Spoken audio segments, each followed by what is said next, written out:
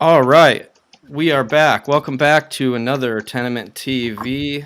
I am Zach. We have a lot of special guests here today. Happy to welcome three-time middleweight champion of karate combat, Ross Levine, along with Sam here from Wolf Sports and MMA Pickers.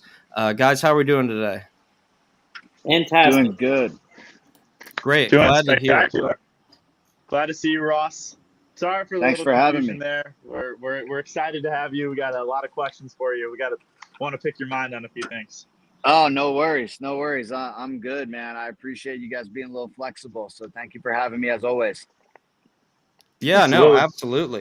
absolutely. Absolutely. So we will dive right into it. As we kind of look ahead here towards UFC 307, um, you know, MMA, did you have any like just kind of general thoughts or anything that you like? What are you kind of most excited for looking into this card? Well, on any event with the main event that we have, I'm always going to be excited to see another Alex Pereira fight. He's quickly becoming one of the more dominant champions we've ever had in the UFC.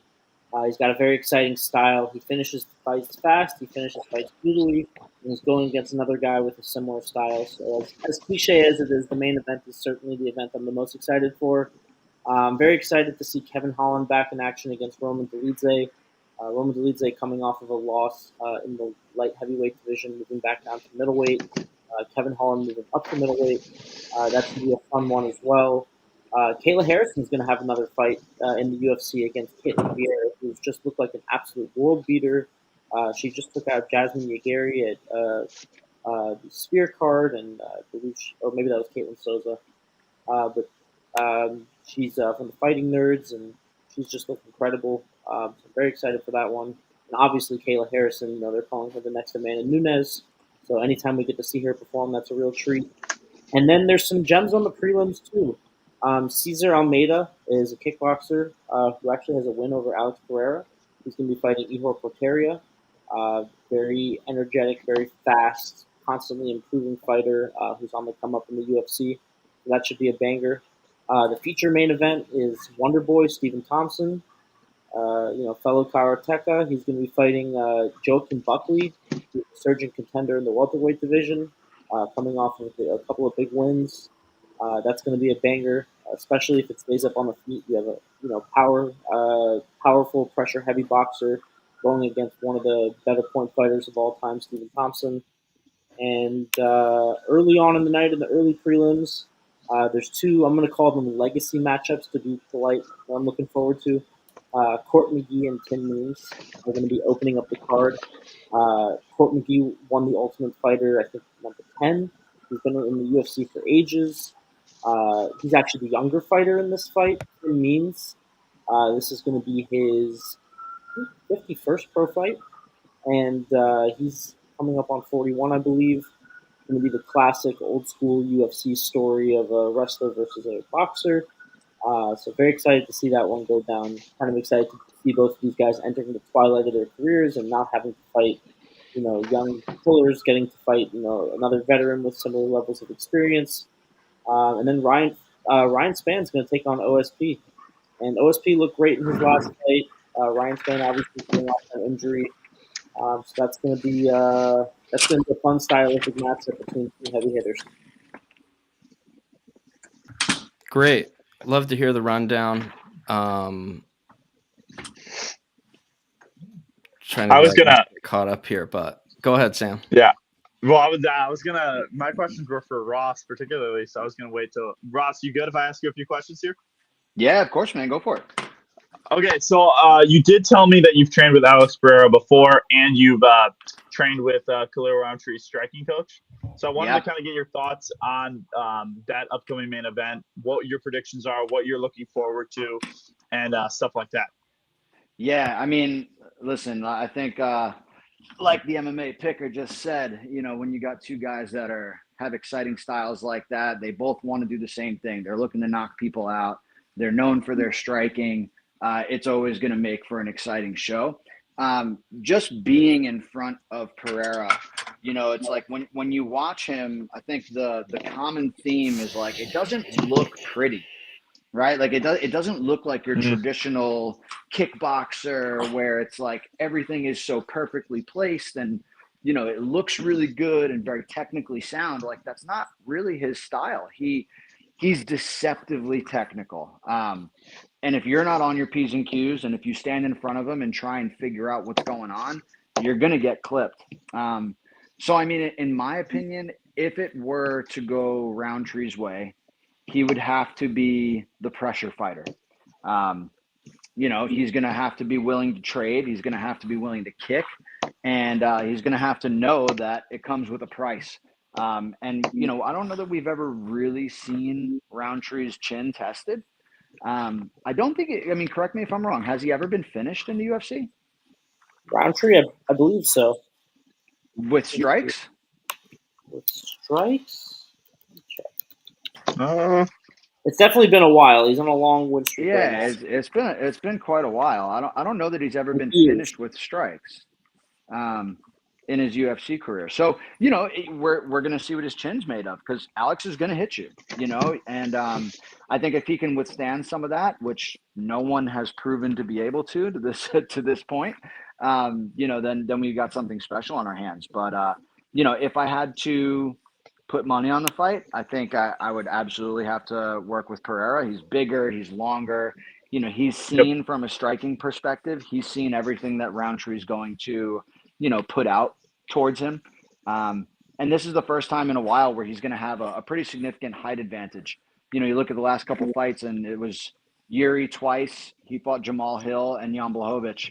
Even Izzy's 6'3", 6'4" too. So, I think Roundtree's only 6 foot, 6'1". So he's going to have a really big height advantage, and I think it's going to be tough for Roundtree to get inside. absolutely. So just I don't know. Go ahead. Interesting. Roundtree has 2 losses by strikes. They're both back in like 2019, 2018, but they're both elbows from the clinch. So maybe there's something there. Yeah, and I think at that wasn't it. Wasn't it at that point that he went out and spent a bunch of time in Thailand too? I think it was after those fights, he was like, I'm going to Thailand and I'm practicing Muay Thai. And that's really like where he started to make a big shift, if I'm not mistaken. Yes, there's a 2-year gap there. He came back in 21, and since then, 5-fight win streak. Yeah, so there you go. Yeah, I mean, definitely shored up some of those things. I mean,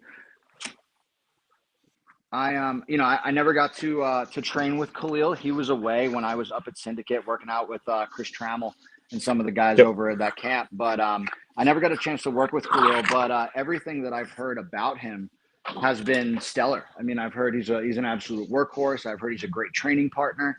I've heard he's really diligent in his approach. And if I know Chris, his striking coach over at Syndicate and John Wood, I mean, those guys are going to have him as best prepared as possible. I mean, those are 2 great coaches, that you see in the UFC. I mean, Syndicate is a primetime gym, out in Vegas. So I think they're going to be prepared.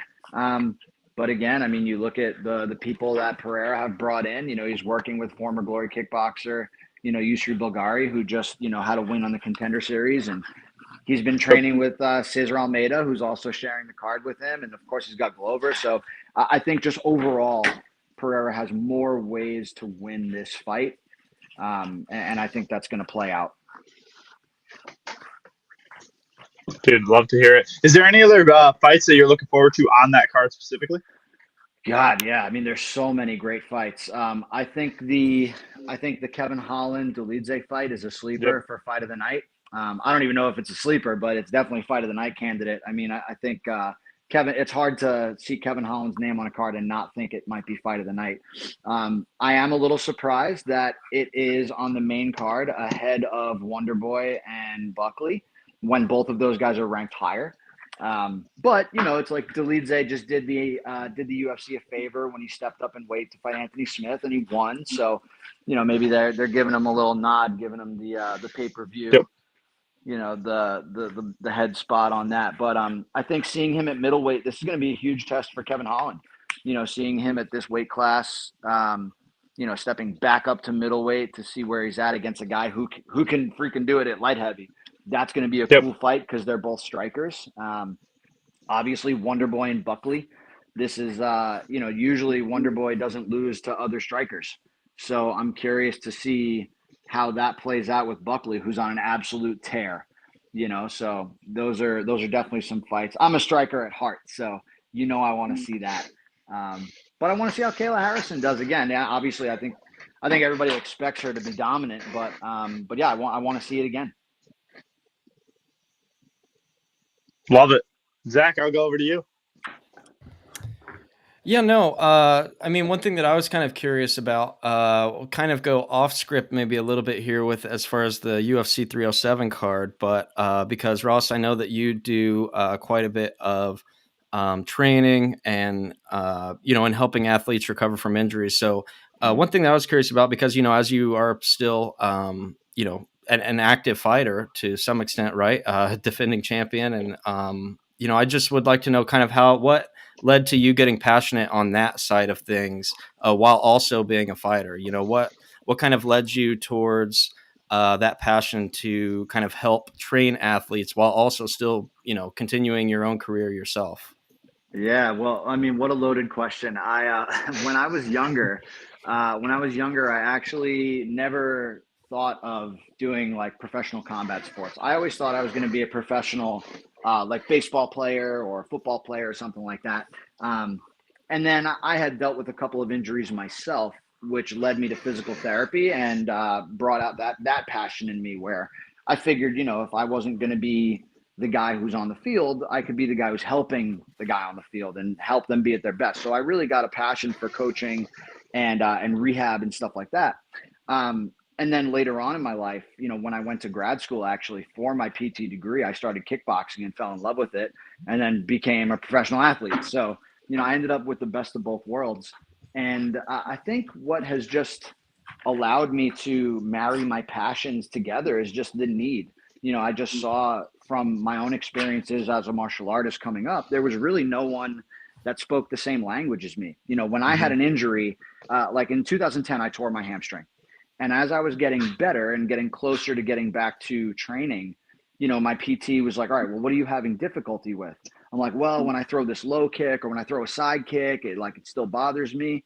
And my PT, as great as he was, he's like, well, what's that? What's a low kick? What's a side kick? Show me.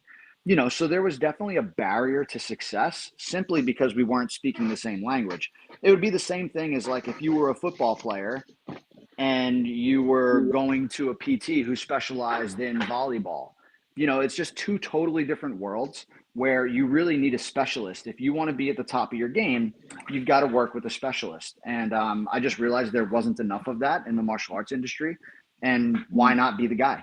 So I just took the time and married my two passions together, and here we are. It's been great. Yeah, I love that. It really kind of gives you a unique, the way I thought about it was like something that we don't see or at least, too often in sports, which is like a hybrid player coach per se, and I know that you're kind of, doing a little bit more than coaching, whereas you're kind of helping in rehab. But yeah, no, it's I think that's a great point, is that it does, it is kind of hard to explain some of the different motions that you're putting your body through to somebody that may, because they aren't necessarily natural body motions. These aren't like normal injuries that you sustain just in everyday life. I mean, these are serious injuries that come from, high impact maneuvers, and things that don't just happen on a day-to-day basis. So yeah, no, that's really great insight there. MMA, I'll throw it to you if you have some more that you'd like to get into for this weekend. Yeah, absolutely. I actually had a few questions for Ross because since he was on the last space, I have been watching some of his content. And first off, I wanted to know who your favorite Ninja Turtle is and why. Oh man, Ninja Turtles, those are the best. I'm a Donatello guy. I'm all about Donatello. He was the smarty pants of the group. I think I just always loved when I did martial arts back in the day, like in my karate days, I fell in love with the staff as well. So it was my weapon of choice. But yeah, he was always like the smart, calculated one. I feel like I resonated with him the most because he wasn't like the coolest turtle. He wasn't the most athletic turtle. He didn't have the cool attitude like Raphael. He was just like, he was smart. He worked hard. He did things the right way. And that's kind of like how my career played out too. I love that. That's a great answer. And I know you're from Brooklyn and you're a big pizza guy. I was lucky enough to have some Sarah's last time I was down there. I wanted to know, what do you think it's good stuff, yeah. Best pizza I've ever had. What And I wanted to know what you think the best pizza is.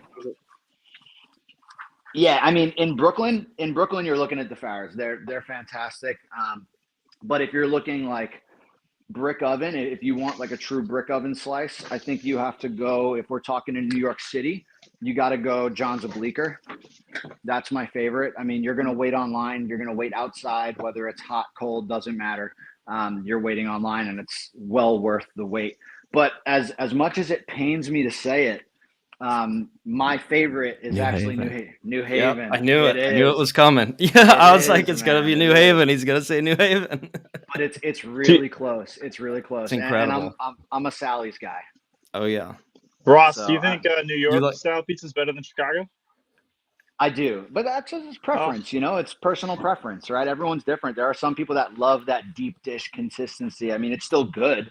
But if I had to choose, I'm gonna go for brick oven. Like if they had two places, the two best in the world, right? What would you say is like the best deep dish? Is it Giordano's or Illuminati's?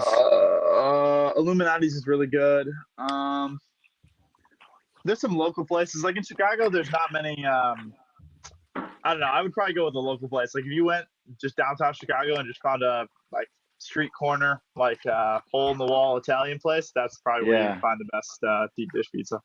Yeah, so I don't know if I've ever had New York pizza. Like I've never been to the East Coast, so I don't. My. You gotta come visit, buddy. Yeah, well, I mean, New York style. There's so many different styles. I think like New York style. If you want like a New York slice, you're gonna get that big square, or the big round slice. But it's not the brick oven. Brick oven's a little different. Like that coal fired brick oven is just it's a different feel, different taste. But then, the other styles are also like, I think people sleep on Detroit style pizza.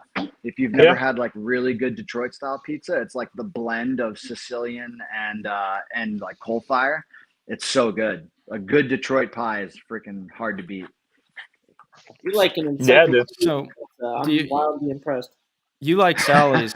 I'm a Pepe's guy myself. Okay. But with Sally's, do you like the white clam pizza? Is that your jam, or just the traditional, the standard? Nah, traditional, man. Yeah. I'll do cheese. Usually, if I'm going and I order like a large pie, I'll do half cheese and then half pepperoni with fresh garlic. So, how much pizza are you able to indulge in whenever you're training for a fight? Zero. Right, The good thing is I just recently retired. So, my last fight back in sorry, my puppy just bit my finger. I'm playing with her so she doesn't bark. But my last fight in April was April or May. When the hell did I fight? May, I think. May, yeah. That was my last professional fight. So I retired to take on my business full time, and I was running through everyone in the division. So I was, unfortunately, I wasn't really getting those legacy fights that I really wanted. I decided to step away from fighting and just focus on some other things. And, now I can have pizza whenever the heck I want, as long as I train and keep working it off. Dude, I'm gonna quote tweet this, and I'm gonna do a poll, and we'll see what people think is better, Chicago or New York style. Yeah, go for it. I think New York's gonna obliterate. Come on. I think that's easily going to be a landslide vote for New York pizza. We're matching up a heavyweight with a welterweight there. Yeah. With that pizza matchup. Definitely. Yeah. You got Brandon Moreno fighting Francis Ngannou. Yeah. All right. MMA pickers. What else do you got? You have anything else that you were you're curious about, or that we have from Ross here? A little bit more fight related. I saw you put out a little bit of training footage with Lyoto Machida. What was it? Was it I'm a big fan of his. What was it like training with him? How was that experience? Yeah, that was super, super cool. That was a long time ago. That was 2020 or maybe 2021. 2021 was my debut with Karate Combat. We were out in Budapest, and he was a special guest there, and they wanted to film some content with us. He's just so smart, so smart, so simple, like very much my style of coach. He wasn't trying to show me anything spectacular. It's nothing fancy. It's stuff that anybody can do. So, I mean, just listening to him talk and feeling the way he moves, there's a reason why the Dragon has like an aura about him, and it's just, you can't really understand it until you're there in front of him. And like watching the way he moves and he's still like super strong and great shape despite his age. So yeah, it was a really, really cool experience. I was very fortunate to work with him and also Boss Rutan and also Wonder Boy in all of those experiences with Karate Combat. I was very fortunate. He competed not too long ago, didn't he? Didn't he compete in the pit? Machida did not. No, his brother did. Chinzo has fought. Okay. I think Chinzo fought twice for Karate Combat. Maybe once. Actually just once, I believe. But yeah, Chinzo looked good. He won. But there's another one of their like Machida black belts, Weber Almeida, who's also a professional MMA fighter. Weber Almeida's been competing. I think he had 2 fights with Karate Combat, both knockout wins. He was in Nashville when we were there. He got the 3rd round knockout. Yeah, there you go. Yeah, that was a tough fight too. Kind of a funky opponent. Yeah, he was an absolute killer. Everything really looked on point there. He was fun to watch. And he's exciting, and he's strong, really strong. No, he looked like he was very conditioned, in great shape. And last question for me, simple one, just who's your favorite karateka fighter of all time, and why? Ooh. I think I'd have to go if I had to say like my favorite karate-based fighter. I mean, I gotta say Andy Hoog. Andy Hoog was a Kyokushin guy who transitioned over to the K1 and was wildly successful. I mean, he popularized that crazy axe kick from both legs that would just absolutely smash people to bits. Yeah, he unfortunately passed away, but yeah, what a beast, man. Andy Hoog was an animal when he was competing. I love it. All right, Ace. Well, you got me. That's all I got. Dude, that's awesome, man. I have one more question for you. Going forward, I know we're jumping a little forward because we still got UFC 307 in front of us. What fight are you looking forward to the most this year? I know we got the Max Holloway Topuria fight, we got the John Jones versus Stipe Miocic fight.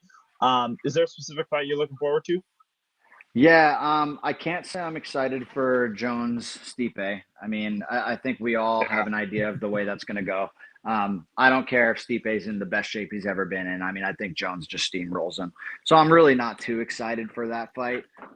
What I am excited for, I think my hot take is Chandler Oliveira. The rematch, I think people are probably going to discredit Chandler, but he was doing really well until he wasn't. So I think him being a little older, having been in there before, a little wiser, maybe he knows now what he can and can't do. I think we're going to see a really good version of Chandler. He's been supposed to have a fight and then not, supposed to have a fight and then not. So, he's ready, he's in shape, he's been working on stuff, and, he's got a nice lead up. It's not like he's taking a short notice fight. He's been in the UFC a bunch now. The jitters are out, so I think he's going to put on a great show, and I think it's going to be just as competitive. But yeah, I mean, I think he's got a really great chance to make a statement against Oliveira. Yeah, dude, love it, man. Especially, sorry, just to piggyback on that, especially seeing how Oliveira got out wrestled by Arman. Yeah. So it gives Chandler a little bit of a pathway to be like, okay, this is the method to victory here. So it's an interesting matchup. Yeah, no, dude, I agree. What do you think about that fight, MMA Pickers? Are you a big Chandler fan? I like Chandler. He's definitely one of the more entertaining guys. I think I don't know if there are any fights of Mike Chandler's that exist that aren't wildly entertaining. He's definitely got a very fan-friendly style. So, yeah, I like Chandler a lot.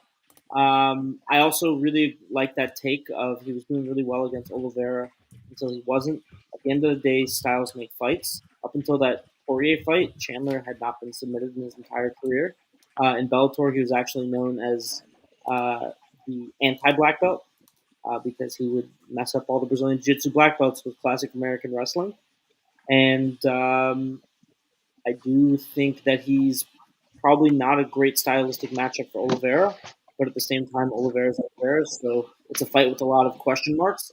And two guys who like to finish, like to go hard, like to give it their all and kind of just leave it all in the octagon. So how could that not be a great fight? Yeah, no, I agree. I'll throw it over to Zach. Kind of finish it. I got those were all my questions. I just wanted to pretty much know his biggest takeaways in the Pereira fight, what he's looking forward to, and stuff like that. Yeah, no, just wanted to say, I mean, definitely appreciate the time here with us, Ross. I will, be sure to check out his Instagram. He's got a lot of really cool information there about, rehabbing injuries. And I even saw, you were breaking down Jordan Love's injury whenever he, Which I can't believe. I mean, I shit the bed. I put my foot in my mouth for that. It looked nasty, and he's playing her, and he's already playing. Like that when Rashie Rice, and I almost made another video about Rashie Rice of like, oh, he definitely tore his ACL, and now they're saying he might be back too. I don't know what these guys are on, but it's like, man, superhuman athletes. I can't believe that. I can't believe Jordan Love's playing, and I can't believe Rashie Rice, they're thinking might be back this season. Like, that's crazy. But yeah, it's built different, man. These guys are built different. But yeah, I love that stuff. Whenever I see injuries, you hate to see it. You never want to see people get injured. But I think the ability for me to explain what's happening, and when you see it, at least the mechanism, like, yeah, maybe I even prefaced it with the Jordan Love injury of like, hopefully, it's not an ACL, but it looked damn sure like it. I think it's cool to even see and understand, like being able to watch that as a layperson and be like, it happens so fast, right? But to get the breakdown of like the mechanics of like, oh, how does this happen? Why does it happen? And then be able to see it and break it down in slow motion. I think that's cool for people. I mean, it's stuff that I liked to see when I was learning about it. It was so fun for me to watch and break down. So, I'll definitely keep that coming. People seem to like it. So yeah. Like I said, I love that. I mean, it was like, I went straight to that, just kind of as I was, looking through your feed, and, it's certainly fascinating. It's my father-in-law is an orthopedic surgeon. So it's like, anytime there's a sports injury, I'll shoot, it's like the group text is blowing up in the family where people are like, hey, what happened? Like, how, what, when can I get him back for my fantasy team? Like everybody's blowing him up for those type of questions. Yeah. So, what's messed up? Speaking of fantasy, I had just traded 2 weeks ago. I traded in a dynasty league. I traded away Garrett Wilson to get Rashie Rice in a future pick. And I'm like, oh no. And of course, the week I trade him away, Garrett Wilson catches the touchdown and Rashie Rice destroys his knee. But in any case, so what did your ortho? Did you say your dad is an ortho? My father-in-law. Yeah. Father-in-law. Okay. So what did he say about Jordan Love? So, I mean, it's just kind of hard. I mean, when you look at it, I think he saw a lot of the same things that you did, to be honest, where it's like, man, like you kind of see it been that way. And the other thing, and especially with football, that makes it a little bit more difficult is, people always say, oh, well, I saw his kneecap move, or I saw that. And then like, it could just be bad. It could just be like the way that the pants were, bunched up with the sock, things like that. I know a lot of times whenever people start blowing, it's like with the really gruesome stuff, like the guy, and where it's just kind of like pretty open and shut. Like the Nick Chubb injury last year was Yep. Like ones like that where it's like you can look at it and just be like, yeah, you just kind of hope that, in those instances, it's a lot of times what he says is you just kind of, the best case scenario is that it was just like a full break, like that. Yeah, like a you kind of wish it's just that. Right. As opposed to like a partial or because then it just kind of gets a lot more tricky that way. So, but what's crazy too is like, if you look at the Rashie Rice injury, unfortunately it was Mahomes that collided with him, but he had, you could clearly see a pretty substantial hyperextension where you would think like, okay, his ACL's gone. They carted him off the field. He couldn't walk on his own. He had no stability. And now they're doing MRIs and they're like, well, we're going to get second opinions because we're not convinced that his ACL's torn. It's like, holy shit. It's like if this is just a PCL injury and like some hamstring stuff and capsular, damage, it's like, wow, this guy is made of something else. So it's really interesting to watch and break down. And, the more this stuff happens, unfortunately, it has to happen for us to learn. But, we get to learn like, hey, maybe these guys are able to maintain themselves and withstand some of these injuries. And that's where, I mean, even in baseball, I mean, we're seeing guys, they get Tommy John surgery and they're back, I mean, quicker than ever. I mean, normally that was like, go ahead and put it down. They're not going to be back for at least a full year from now. Right. And now, I mean, we're seeing guys come back in, 8, 9, 10 months, which is just insane. To your point, it's just, these guys are freaks and the recovery time and, it's just, it's superhuman, really, for lack of a better description. It really is. So, but I try and tell people all the time too, because I work with a lot of athletes that tear their ACLs, and it's not uncommon for them to say like, oh, well, this person came back in 7 months they were like running routes again and like practicing to be back in the NFL. It's like, yeah, but these guys have the best surgeons in the world. They have the best drugs in the world. They have the best physical therapists every single day. Like, we don't have that luxury that these guys do because they're multimillionaires. So there is some play in it where you have to kind of be like, okay, it's not everybody can do it, but these guys can. Not only are they super athletes, but they also have access to everything possible. So there's a lot of leeway that gets done. Yeah, if I tear my ACL, I might be going to rehab like once a week, right? Whereas these guys are rehabbing around the clock. Every minute of every day is devoted to like, hey, what can I do to get myself back out there on the mat, on the field, in the octagon, whatever, So it's definitely a very different perspective there. Well, and that's one of the reasons, like exactly what you just said is one of the main reasons why I do what I do. And I make my programs remote. So not to give myself a shameless plug, but just like you said, like, I might only be able to go to physical therapy once a week. It's like, yeah, there's no way you're going to get where you want to be once a week, whether it's an ACL tear or if you stubbed your toe. You know what I mean? Like, you need to have more attention, and having someone who understands what you're doing, understands the injury, understands your sport, that can give you programs for you to go to the gym 3 times a week, 4 times a week to get your work in and maintain that relationship. I mean, it flips the traditional model on its head. And that's why people are being so successful working with these types of programs and mine in particular. Dude, that's awesome, man. Speaking of injuries, one last question. Islam Makhachev. What do you know about his injury? I know he says he's not fighting for the rest of the year. And what are your kind of thoughts and opinions on that?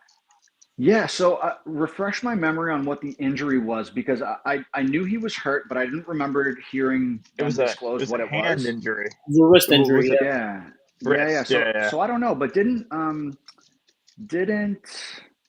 Khabib just come out and say not to be surprised if they hear news soon?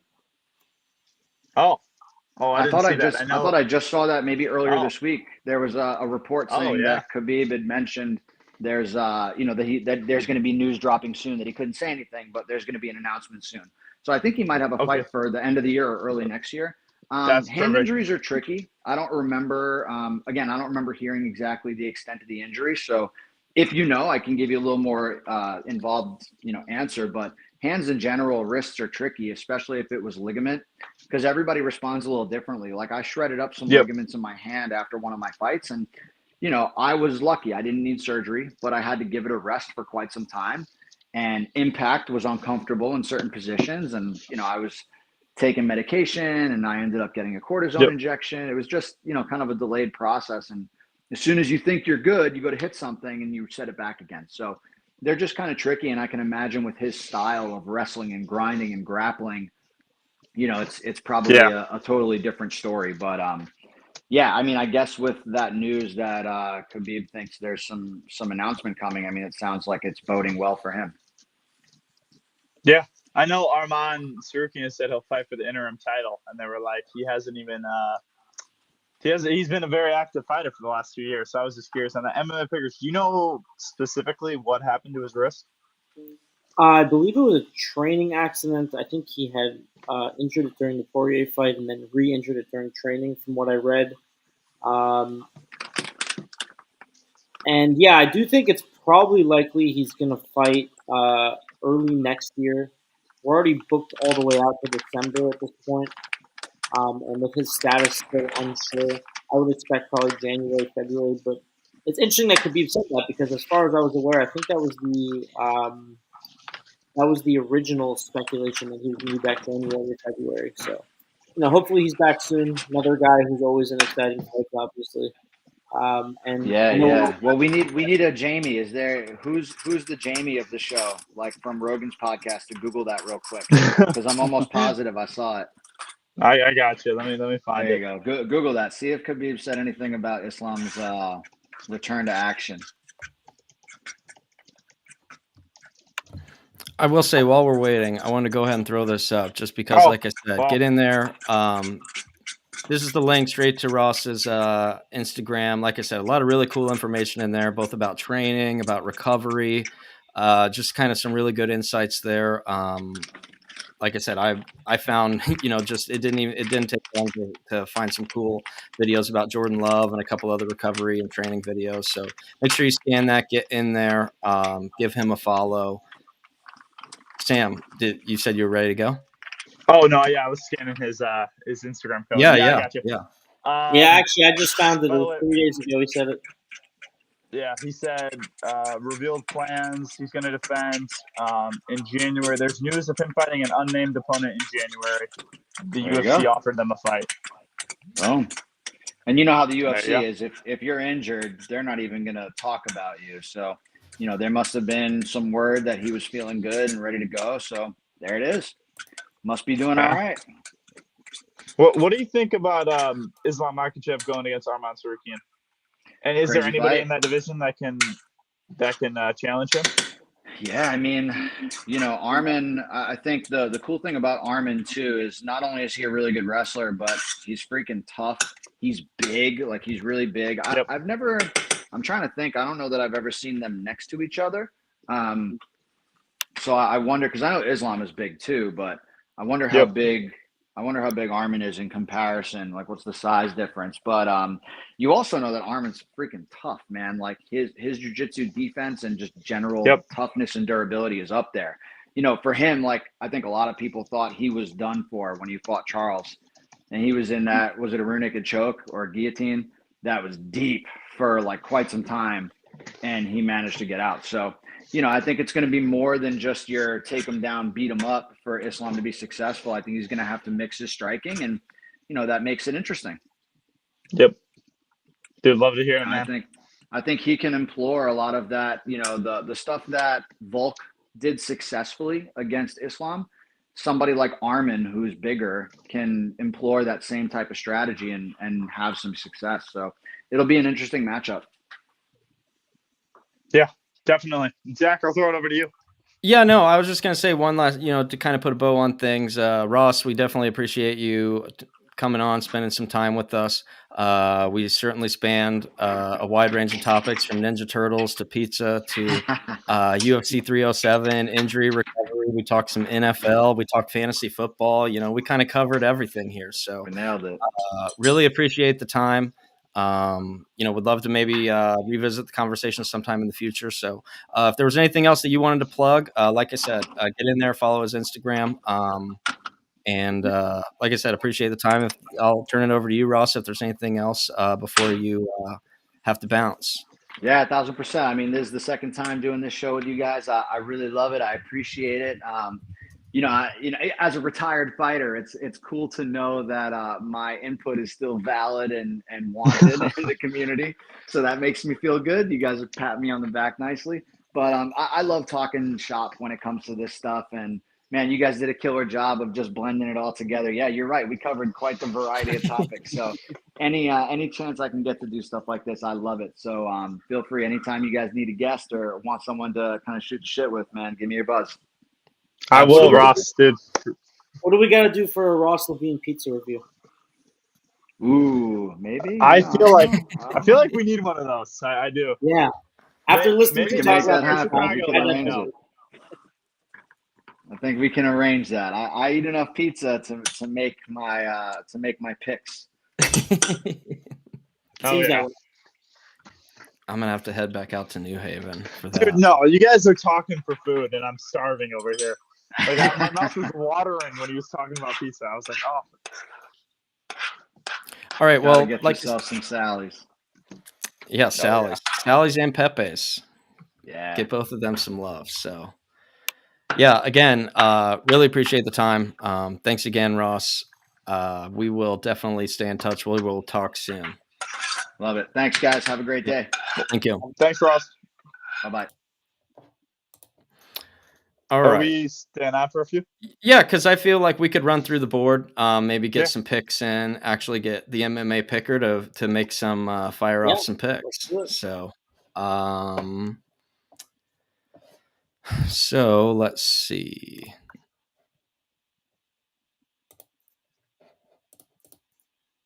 Here's what we will do. We will pull up the updated version of the app here.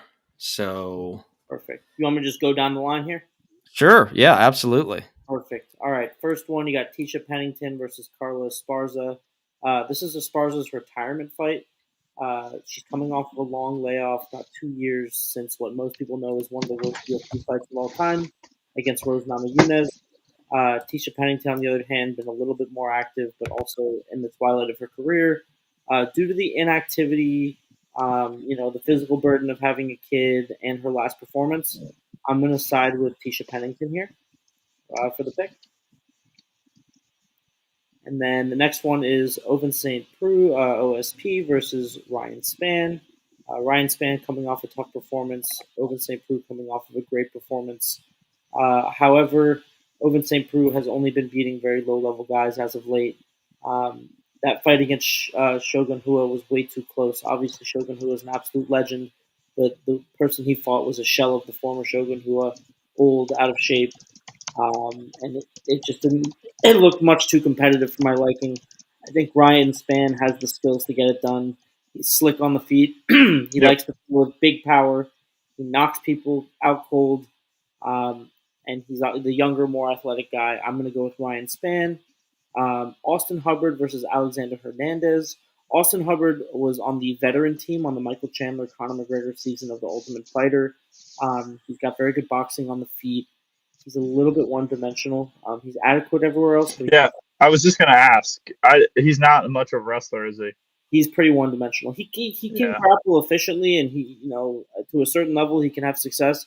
But in his fights, he's very clearly relying on his Yep. Alexander Hernandez is a lot more well-rounded. He's very good with the grappling. He's got decent wrestling. He's very physically fit. He's got great kickboxing, and we've seen him get finishes everywhere throughout his UFC career. He is a little bit inconsistent at times, but he's also been in there with some of the best. And whether you win or lose those fights, you walk away from those fights having learned a lot about yourself. Yep. So I'm going to go with Alexander Hernandez for the official pick. Austin Hubbard hasn't looked great in his UFC return so far, and this is already his second chance at the UFC. So I'm going to ride Hernandez.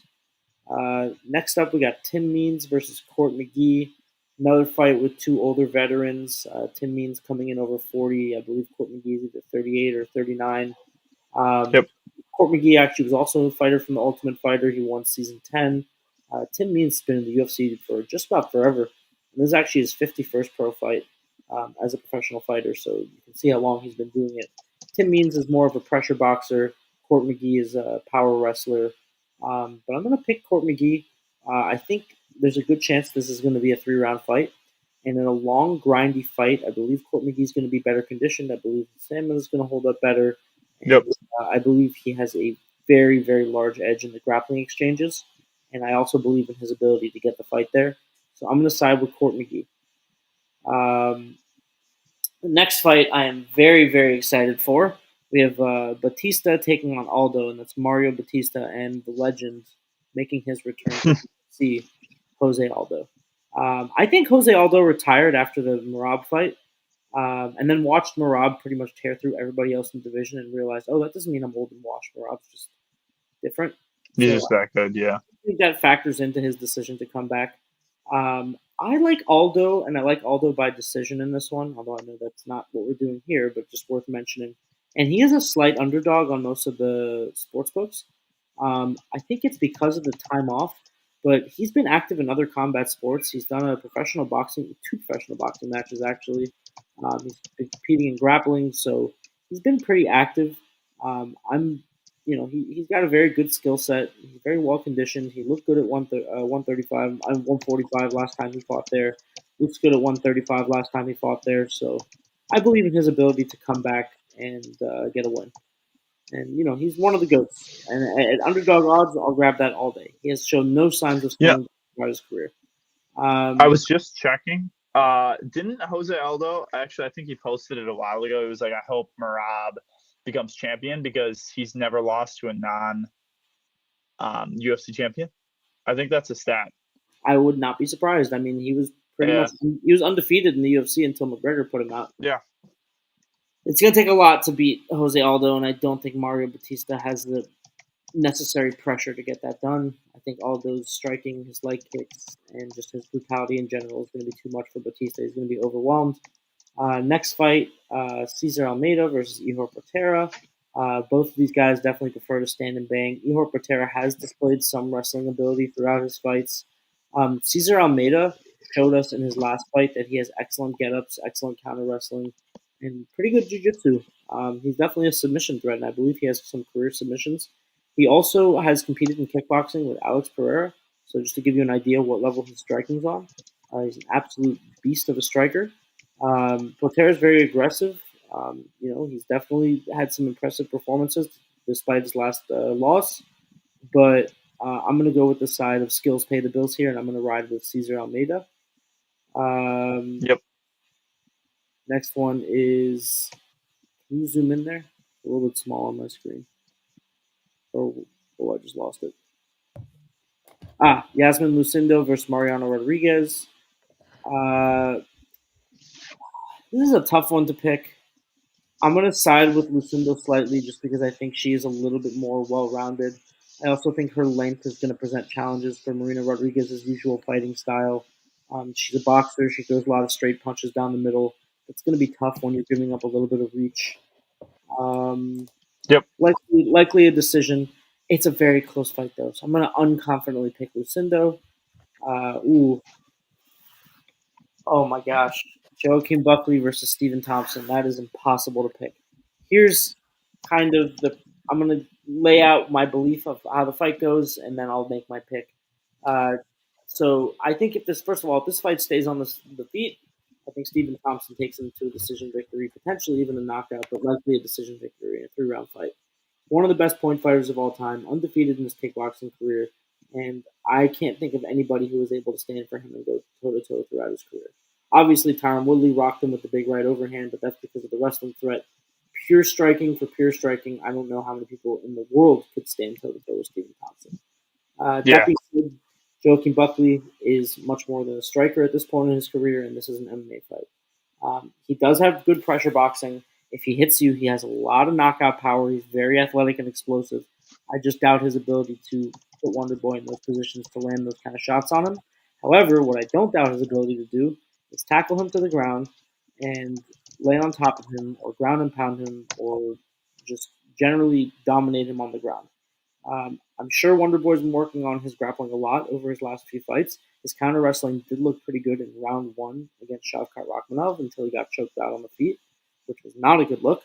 But I just don't know if it would have been able to have improved enough to deal with not just the wrestling pedigree and the jiu-jitsu pedigree that Buckley brings. Yep. As of late, he's been working with some very good coaches on those skills, and he has demonstrated in his UFC fights his ability to rely on that skill set.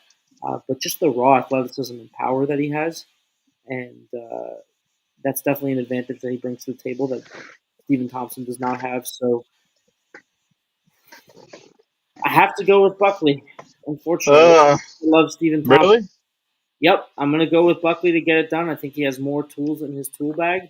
I think we've seen Stephen Thompson in trouble before against wrestlers, even on the feet, just because of the threat of the wrestling. And honestly, unless something massive happens with Stephen Thompson's grappling to magically level it up 10 levels, I think Buckley has that very available option to win the fight, and I don't think he's too arrogant to take it. I know that's an iffy one. I don't know, dude. I just have a quick note to add because our friend of the program, Bob D, he's tuned in live right now, and he by no means he would never say he's an MMA expert, an UFC expert of any type. But he just said he knows how to read odds boards and he knows how to read markets. And he said just glancing at somebody that does not really know what they're talking about, MMA picker is on the sharp side of almost all of these picks. He's like, he is on the sharper side of where the markets are like, this is like the side that like the sharps are backing. So like I said, that one might be questionable, but it's like the sharps and the big bettors are agreeing with you. So I mean, a lot of just times, just a little like I said, I'll little take market insight, hopefully, little insider market insight there. hopefully Live that means we're into going to the hit these picks. right. But yeah, listen, it's a lot of times the popularity behind the name will boost it up tremendously, but you really have to look at recent performances and you really have to account for a lot of things. And at the end of the day, the most important thing to account for is styles make fights, and this is an MMA. Yeah. And if you can get plus money on Buckley, go for it. I think that's a great bet. So there was a 40-cent move from open on Buckley. So the odds have shifted in his favor 40 cents since the opener. So that big money is agreeing with your side there on Buckley. I'll take it. I got mine in early, so I'm not even sure what the odds are at, but that's fantastic. I love to hear it. Hope I got some good cash out offers. And Kevin Holland versus Roman Dolidze. Another one that's kind of heartbreaking to pick. Kevin Holland loves a good fist fight, swinging and banging, never in a boring fight. Fight anyone, anytime. He's got 11 fights in the last 2 years or something crazy like that. He's one of the most active guys, not just in current times, but probably in UFC history as far as the modern schedule goes. Prior to guys fighting 5 times in the night, it's kind of hard to compete with that at this point in time. And Roman Dolidze, big dude, started training later in life. Definitely at certain times relies on his physicality. Striking leaves a lot to be desired. Has a very boring but effective grappling style.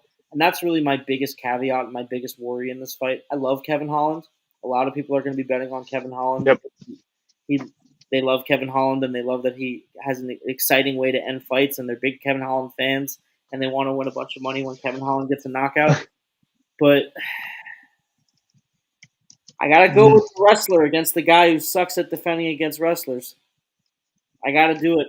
I got to take him. He's got the size. He's going to have the strength advantages, the size advantage. I think he's going to lay on him like a wet blanket. And I'm going to make the unpopular pick here. I'm going to pick Roman Dolidze. I don't think we really need to go much detail on this one. I'm going to go with Kayla Harrison because Kayla Harrison's Kayla Harrison. Juliana Pena, Raquel Pennington. I'm going to lean Pennington. Pena's had a lot of time off, a lot of inactivity. I think Pennington's looked really, really good in her last few fights. Very specifically impressed when she fought Mayra Bueno Silva, who looked like an absolute killer before that fight. She didn't just beat her; she dominated her on the ground, dominated her on the feet, gassed her out, broke her, and then subbed her. So I think she has a lot better boxing than Pena. I think the counter wrestling is going to be effective strategy for keeping things on the feet. And I think she has better cardio too, and she has She has much more impressive recent activity. I mean, Pena has a win over Nunes, absolutely, but that's pretty much all the merit I can give to Pena's side here. And listen, she won the fight last time for whatever that's worth. It was a long time ago, but in the Ultimate Fighter, it's a pretty stacked Ultimate Fighter card here, But yeah, I'm gonna go with Pennington for the pick on that one. And we already touched on the main event. Two very, very skilled strikers with very, very big power. I'm going to go with the bigger, more skilled, more powerful striker, Alex Pereira, to get it done, most likely by knockout. I do just have one question. The Kayla Harrison, do you think Kayla Harrison will run into any problems? At what point in her fights will she run into problems? Right now in the UFC,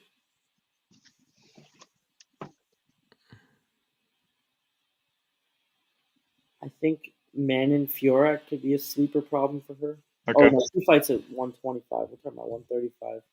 At 135? I think Raquel Pennington could pose some problems for sure. There's not too many names at 135. The thing with 135 is it just became such a dead division after Amanda Nunes because, it's like John Jones at light heavyweight. Everyone is competing for second place.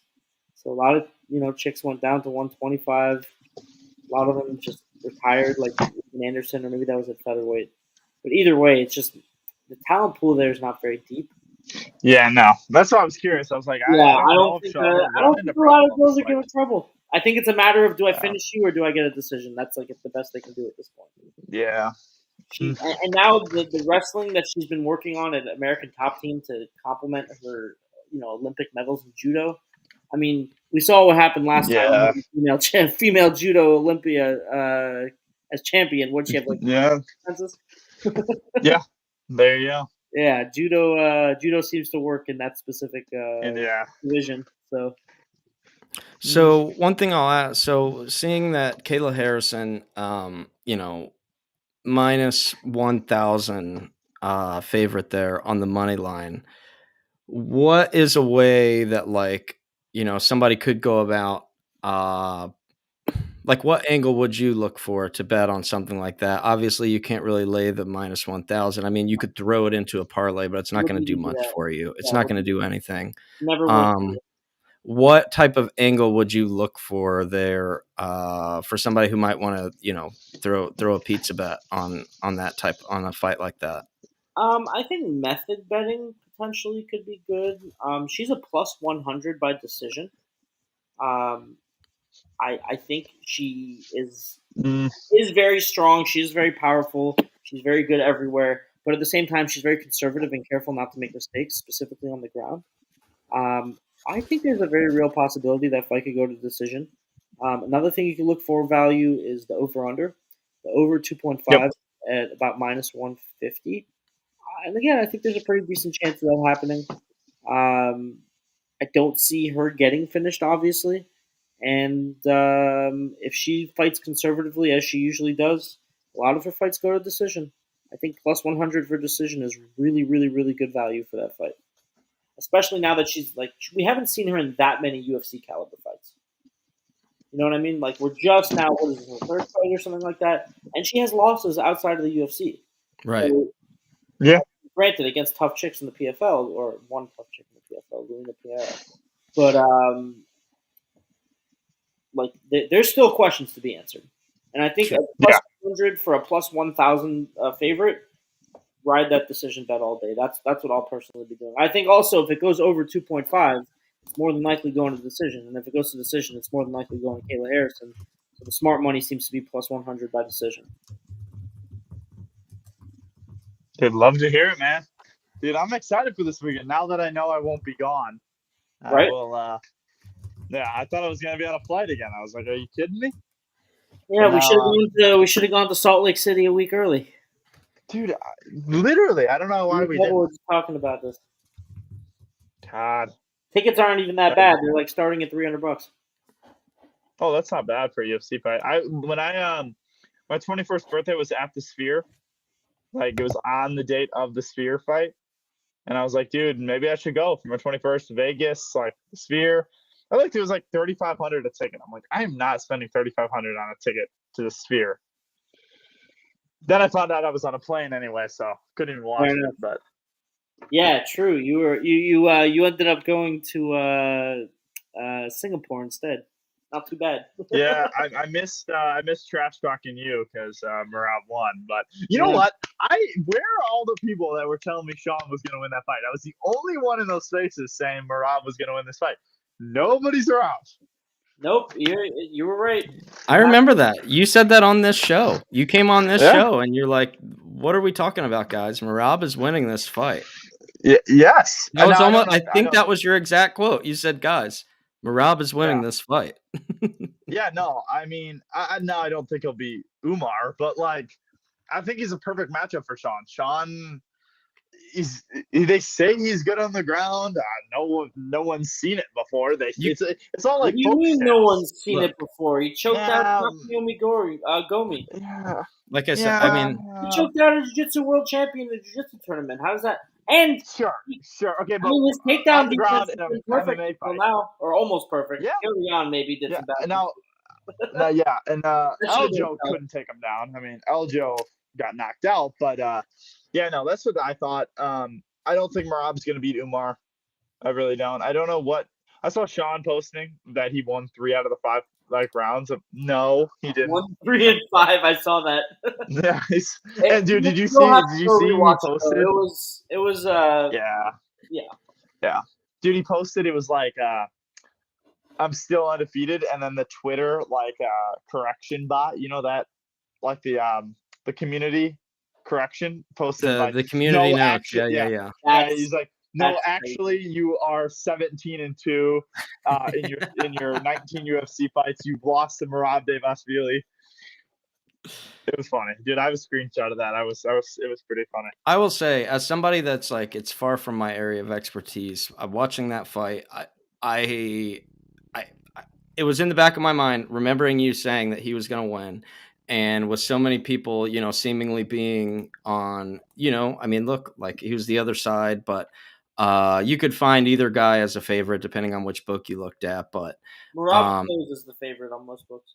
Not by much, but close. Yeah, right. I mean, it had kind of wavered back and forth. Depending throughout the week, you could get either guy, somewhere in the low 100s, either direction. But it was pretty 50-50, yeah. Once the fight got going, I was like, man, unless there's just a really lucky knockout opportunity, there's no way that O'Malley's. I mean, you could just tell, right away. You could just tell that it wasn't. Yeah, no, I agree. After round 1, I was like this. Yeah, I mean, it was just kind of like, man, the only way that this. What? I was just gonna say, it's like the only. Yeah. Oh, yeah, okay. We can hear you. It just kind of felt like you could just tell the only way it was going to happen was if he just got a random, big strike for a knockout, and then at that point, it would almost feel like the guy did the undeserving fighter won if that even happened. So, I don't think that happens. And also, I agree that he was waiting for the big strike, but I wouldn't say it's random. That's kind of what Sean O'Malley does. Sure. Yeah, I guess random wasn't the right word. I just kind of meant it was just like he was. That was like he could have lost the whole fight up until then, and then just knocked him out. That was the only kind of like Leon Edwards. Yeah, that's kind of lost the entire fight and then head kicked him. Like at the end of the day, the thought process is no matter how many times he takes him down, every time he takes him down, he has to close the distance. And Sean only has to catch him once on the way in. That was the thought process for the people who were betting on myself. Speaking of fights that you lose the whole fight and then win at the end, I saw this thread the other day and it was like the greatest what if in MMA history is what if Leon Edwards didn't throw that head kick. Because Kamaru Usman won that entire fight. Like, who would have beat Kamaru Usman? Like, I don't know. Like, would Leon Edwards have beat him in the next fight? Like, if he didn't head kick him? I don't know. Would Bilal Muhammad have beaten Kamaru Usman? These are pretty posted. Yeah. I don't know. I get what you're saying, Zach. Quite a bit. Yeah. You take away his ability to shoot takedowns because his knees are all messed up and he's just a shitty boxer. So, any other kind of final thoughts heading into the UFC 307, or did you have any best bets, things that you're already you feel best about? Absolutely. On your card already. Let me pull up my notes here. I got some I know we did. Oh. I know we went through the whole card. We did picks, but like I didn't know what best your. bets. Well, Yeah, best hey, bet. well, you know what? I was. That's kind of my question. Is what is one like? I guess besides Kayla Harrison, like what is one lock that you're taking, no matter what, it's hidden. I don't believe in locks, but I'm going to give you my strongest picks. Locks aren't real. Jose Aldo to win by decision plus 180. I think that's a great pick. Okay. With really good odds. I did a parlay.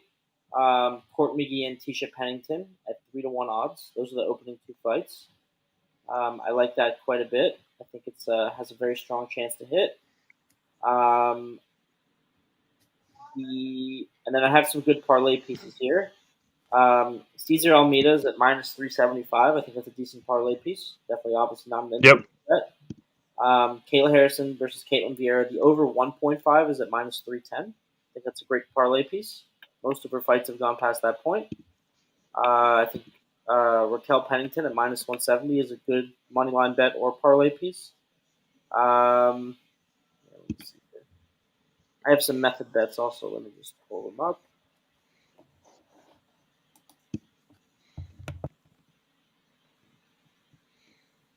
Court McGee by decision plus 275.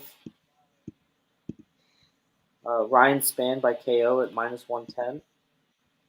I like that quite a bit. I don't mind that one. You don't like I'm that looking one? through right now. No, I do like it. I'm looking through right now. And then Dolidze by decision is sitting at plus 200. Dolidze is actually a slight underdog too, so you don't have to be greedy. Just take that dog money on him. And see, Behera by knockout, I think KO 3-1 is pretty heavy. I don't like it, but I'm still pretty confident it's going to happen, so I might use it as a parlay piece. Yeah. There are some wide gaps in these fights, so some of them are a little bit harder to find value in. But I always I'm not liking any of these. Like, I mean, it's hard to find value. Like you're saying. Like I'm looking through the card and DraftKings right now. I think Aldo by decision has great value. I think Harrison by decision has great value, and I think Dolidze by decision has great value. Because I can see, obviously, I can't really predict the future, of course, but I can see very reasonable outcomes where those three things happen. Like very straight paths to those three outcomes. Dolidze wrestles and lays on Kevin Holland like a wet blanket, like so many people have done before. And obviously, he will have the ability to do as the bigger fighter with better wrestling. Kayla Harrison grinds out decisions all the time because she fights very conservatively. And Aldo's a freaking decision machine. And I'm pretty sure this fight's at 135, right? Yeah. Yeah. So even more so, a little bit less power. And the way to beat him is really just to press him up against the fence. That's what Rob showed us. So either way, the fight's going the distance. But I think the Aldo by decision at plus 180 to be the winner at the end of that scenario, I think those are crazy odds, and I'll jump on those all day. Yeah, no, I mean, I agree with you. I like the Aldo. I hope a Jose Aldo gets another title shot. I don't think he will, but I do think it would be cool. Yeah. But yeah. Well, no, I will there's say, one benefit here, as if you're looking through the board, you don't really see a lot of value, a lot of things that you like things that maybe you might not want to put your money behind. That's where the Tenement app actually comes in, because you can get in there. You don't have to put any money down. You can just fire in your picks, rack up points, and then redeem those points in the marketplace. So this is a great way to, if you don't feel confident in putting your hard-earned money down, you can still make picks. You can still get some skin in the game and earn that way. So, yeah, no, dude, I love the Tenement app. I seem to have not won September. Well, Again, I'll say I didn't win August and I didn't win September. Speaking of, I did want to give a quick shout out here to this was our September leaderboard. So these guys actually did win. Dude. Yeah, no, the top three, these are cash payouts. So our guy Zancho, Mazorca, ZHUM64, and of course Ocean Barnacle Boy D Blaine, with a late comeback to kind of slip into that third spot. every month. We're doing cash payouts every month for a free game to just get in there, log in, make some picks. Cool. Like I said, we're doing these every month. Get in there. So just want to give a quick shout out to our leaderboard. We did our picks earlier on the redesigned app. That is coming any day now. We are on the verge of that release. And the last thing that I want to mention, because we didn't necessarily get to it today, a lot more of a UFC MMA focused show today, is we will still be putting out our college football preview of the marquee matchups. I'll be throwing that onto both our Twitter and on our YouTube page. So keep an eye out for that. We'll have our guy, friend of the program, Bob D, breaking down the key matchups heading into this weekend. So that will be posting later on this afternoon.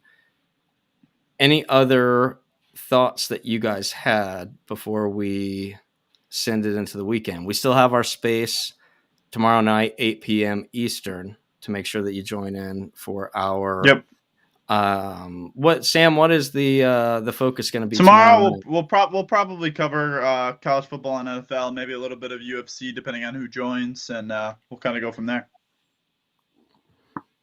Okay, yeah, and everybody, make sure that you are following. I believe your handle is just at the MMA Picker, the exact same way that it's spelled. Just throw the at symbol in front of that. This guy is, ever since I've been, a part of the Wolf Spaces, I have learned more UFC than I ever knew before, just from listening to this guy alone. He has forgotten more about UFC than I will ever learn. So this is the account to follow. This is the guy to follow if you want insight into all mixed martial arts, fighting, matchups, everything. Make sure you're getting in our spaces. That you give like fantastic breakdowns in the spaces as well. So we were really happy to have you on here today. Be able to. Yeah, it's a pleasure to be here. And I'll also be giving away some coming up in the next few weeks. I'll be giving away some autographed UFC memorabilia on my channel as well. Oh, dude, awesome, man! Sam, you're just I thought I'd win. I'll bring you some to KC50. I got you. No, dude, awesome, man. All right, well, this was a great show, guys. I don't know if you're thinking about ending it, Zach, but it was great talking to you we guys. We could go on for hours and hours. I just feel like, at a certain point, we got to. I'm getting tired of Sam after all those Marab comments. So. Yeah, probably. Yeah. Right. No. We have to it's about leaving the audience wanting more, right? We got to leave a little bit. We can't leave it all out here today. We got to leave a little bit for the spaces on Friday. And then even more for the spaces that are on deck next week. So, like I said, a lot more coming out, a lot more breakdowns with these guys, with other friends of the program. So, keep an eye out for that. Get into the Tenement app, make your picks for UFC. Make your picks for the marquee college football matchups and NFL Week 5. Any other closing thoughts or anything else that you want to plug? I'll start with you, Sam, and then go on to MMA. No, I was just going to say, be sure you're tuning into our space tomorrow night at 8 p.m. Eastern. We're kind of covering all sports going into the weekend, probably college football and UFC, and then we'll touch on a little bit of NFL. Be sure you're following MMA Pickers. He's my MMA and UFC expert. And be sure you're following Zach and the Tenement app. So that's all I got. Yep. Follow me on X. I also have a YouTube channel under the same handle. We have all of our exclusive interviews from Karate Combat. We interviewed some real combat sports legends, including Chris Cyborg, Alexander Romanov. The Karate Hottie was on there. A bunch of other big names. We'll have more soon because we'll be in Utah. There you go. Let's go. So, yeah, guys, X, YouTube, and like I said, on my X, I will be giving away some free autographed sports memorabilia. Pretty much all going to be UFC related. But, hey, nothing beats free, right? Yeah. There you go, and man. send us I'll put out a link to that. So send I that will over. too. Yeah, send that over. We'll post that out. Still waiting for some of it in the mail. It'll be another few weeks, but I'm going to join as an anonymous name. Maybe I'll win. As Dave. I told you I'll bring you something to Utah. You can Okay, that's fine. show off your winning. You just have to get to Utah. Come to Utah, and there will be You're not coming to Utah? You're coming, right? for you. Yeah, I'm coming. Okay, cool. I'm on Team Recruit Celebrity. So that's what I'll be doing. All right, well, Zach. Well, and again, I'll talk to also you. wanted to give a thanks again to Ross Levine for coming on our show. That was great. Great time, great conversation there with him. Really enjoyed that. Looking forward to having more guests like him on the show moving forward. Yep. So keep tuning in every Thursday, 2 p.m. Eastern. Keep getting into the spaces with us and Wolf Sports 3 times a week, generally Monday, Wednesday, Friday, or Monday, Wednesday, Tuesday, Wednesday, Friday, right? Thursday on Tenement TV. So a lot of opportunities to jump in, join the conversation, make your picks, rack up points, win big. So, dude, awesome, man. Well, I'll talk to both of you pretty soon. Zach, I'll talk to you tomorrow. MMA Pickers, if you're tuning into the show tomorrow night, I'll see you then. If not, I'll see you Tuesday. Okay, I'll do my best, man. I'm looking forward. Yeah, no worries. All right, guys. Great. Thank you, guys. All right, We will see you next week. Yeah, absolutely. Anytime. You are welcome back anytime if you want to break down future UFC. Sure. Even if we have maybe not main event stuff, but if there's other stuff you want other UFC takes you want to fire off. Usually he doesn't like talking UFC with me because every time we debate, he seems to always be wrong. So it's kind of like an awkward exchange. Every time. Every time. Actually, the Leon Edwards, I was wrong on Leon Edwards. Yeah. All right, man. We shall see. All right, yeah, we will see you guys all next week. All right, have a good one, fellas. All right.